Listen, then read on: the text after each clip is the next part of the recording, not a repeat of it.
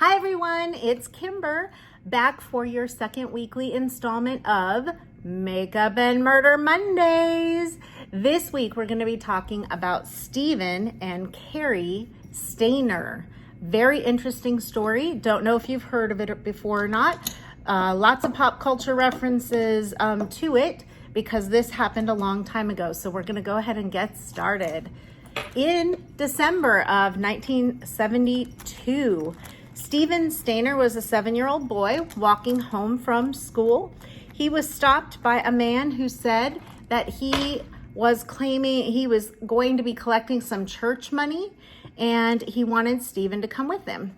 Stephen, being a 7-year-old, this being the 70s, kids walked home a lot by themselves. Stephen went ahead and went with the man, only to be given over to a man who was a pedophile. This man was a known pedophile already. His name was Kenneth Parnell. Kenneth Parnell kept Stephen in his home for 7 years. 7 years he kept this little boy until he spent half of his life in Kenneth Parnell's home. He was by day treated like he was his son. He would call him Dennis Parnell. He sent him to school.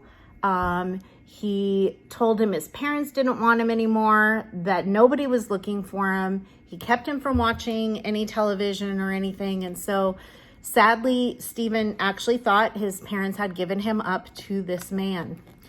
So what changed? Well, he was going to school. Like I said, he was doing all these things like a typical kid would do. And then one day he was 14 and Kenneth decided he knew that eventually this boy was going to be a man and he couldn't control him anymore.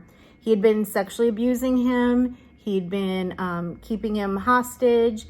I mean, he treated him well, except for all of the abuse, all of the sexual abuse. So obviously not treated him well at all. Had kidnapped him, etc. But now the man realized he needed another kid to kidnap, and he enlisted Stephen in helping him find another young boy to kidnap and bring to his home. So Stephen did help him to find this little boy and kidnap him. He was a 5-year-old boy. His name was Timothy White. And by all accounts, Stephen was a wonderful human being. He had done a lot of things that were really well known at his school. He was popular. He got good grades. And the guilt of helping bring this little 5-year-old into this house got to him after the first couple of days, when the boy was just crying for his mom and really wanting to go home. So the very next day, Stephen decided to be brave, and after being kept captive for half of his life, he took the little boy, tried to find the little boy's home, but they couldn't find where he lived because the boy didn't know. He was only 5.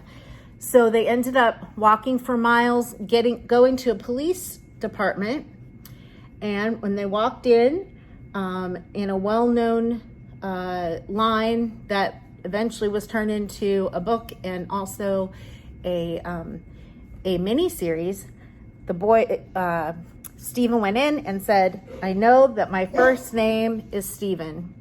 And he told the story of how he had been abducted 7 years prior and how he had helped to abduct this new little boy, Timothy. He was lauded as a hero. It was amazing. He got back to his family, and that is where things got even weirder. Stephen had a family, after all, back when he left. He had a family of siblings. He had a brother. He had 2 sisters, a mom and a dad, and they had never actually given up hope that they would find him, although they were obviously realistic that after all these years, they probably never would find him. But while Stephen was missing, it's important to note that his brother, Cary, his older brother, had gone through a lot of guilt and felt like it was his fault that his brother was taken because he should have been watching him. So all these years he'd gone through guilt. He'd struggled behaviorally, academically, just never fit in. The way that Stephen always did fit in, Cary never did. He was troubled and just struggled. When Stephen returned to home at the age of 14, his brother was a few years older than him, and they shared a room, and it was a real struggle for Cary. Stephen struggled as well, obviously. I mean, he had been, after all, thinking that his family didn't want anything to do with him all of these years.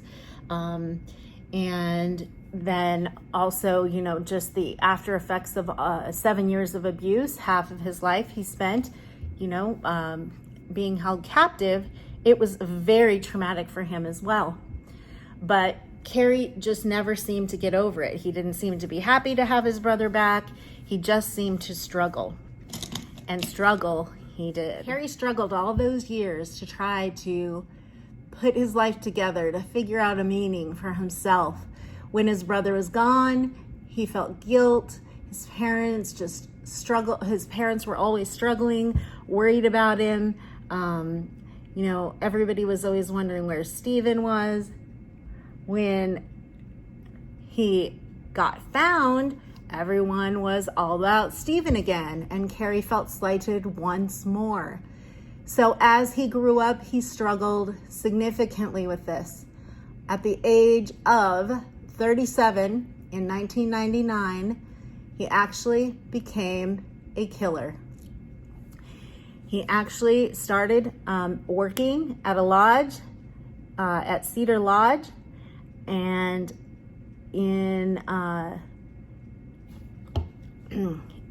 and even under false pretenses, he would try to enter guest rooms. He would sexually assault them, and he murdered many. So in 1999, he murdered Carol's son, her teenage daughter Julie, and Julie's friend. He was working as a handyman, and he went in and said he needed to fix something, and he murdered all three. A police investigation didn't trace the deaths back to him, but 5 minutes later, 5 months, not minutes, that would be a really quick turnaround for killing. 5 months later, he killed another woman, a Yosemite Institute employee. Initially wanted as an eyewitness, he was confronted by the police, and then he ended up confessing to all 4 murders.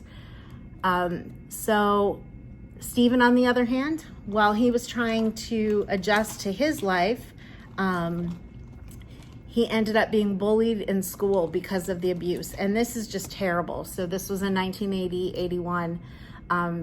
He was bullied nonstop because the kids kept calling him a homosexual and slurs because of the abuse that he suffered at the hands of a pedophile.